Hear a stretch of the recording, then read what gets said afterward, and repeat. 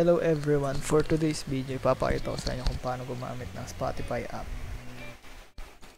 So una, we have two options para magamit yung Spotify app natin. So sign up free or log in. So para sa akin, ilalagin ko na since may account na ako.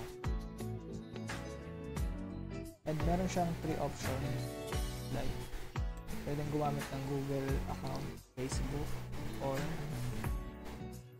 gumawa ka ng sarili mong account. Also, pwede din sa Apple account. So ito, nakalagin na yung Facebook account ko. So continue to the app tayo.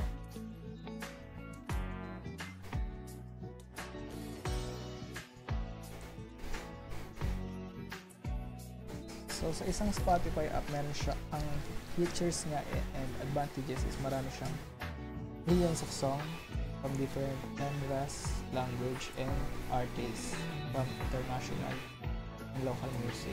Pwede din siyang gamitin sa other devices like laptop, cell phones, and other devices. Pwede din siyang i-connect sa mga speakers using your device. Ang Spotify app is libreng gamitin and also pwede din premium. So, for example, itong kantang to pag pinlay natin,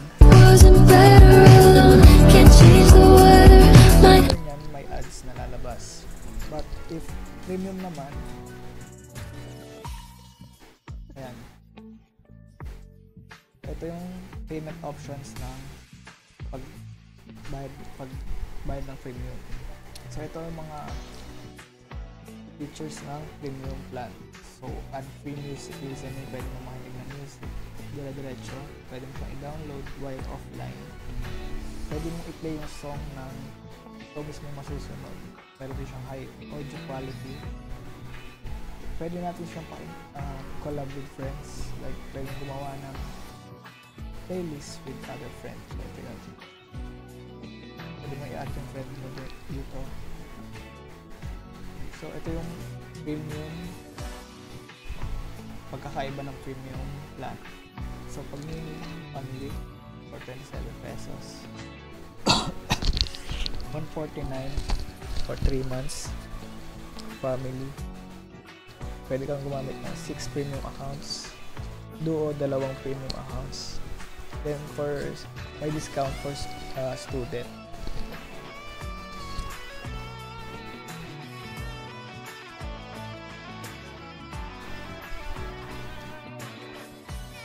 So, pwede siyang gamitin to nationwide or global. Pwede din makapag-collab. Ayun nga, pwede makapag-collab with other accounts sa paggawa ng sariling playlist. So, ito yung, for example, na playlist ko. Ayan. Pwede ka gumawa ng sariling playlist. Pwede ka mag-add ng kakolab mo. Pwede mo siyang gawin private or public kung gusto mo. Ikaw lang makakakita ng playlist mo, or pag public naman, pwede makita ng ibang user. Pwede mo rin siyang i-share to website.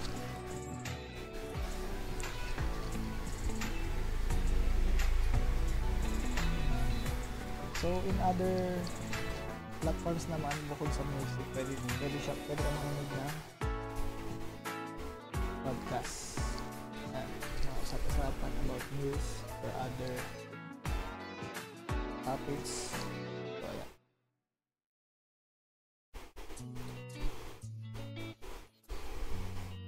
So, meron din siyang live events na concert integration if yung favorite artist is magla-live sa Spotify. So, ang features naman ng pag-play ka ng isang song is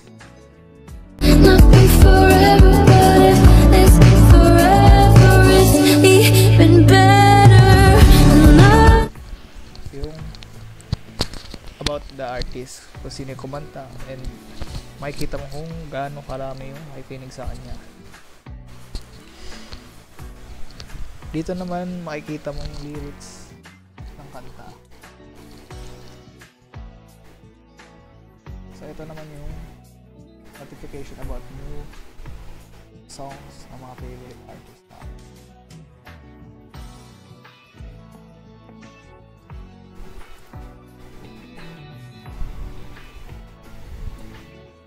dito makikita yung mga artist na pinapalo, pinapakita natin. Then yung top track this month, mga ginawa mong playlist and mga followers, yung mga pinapalo mong artist.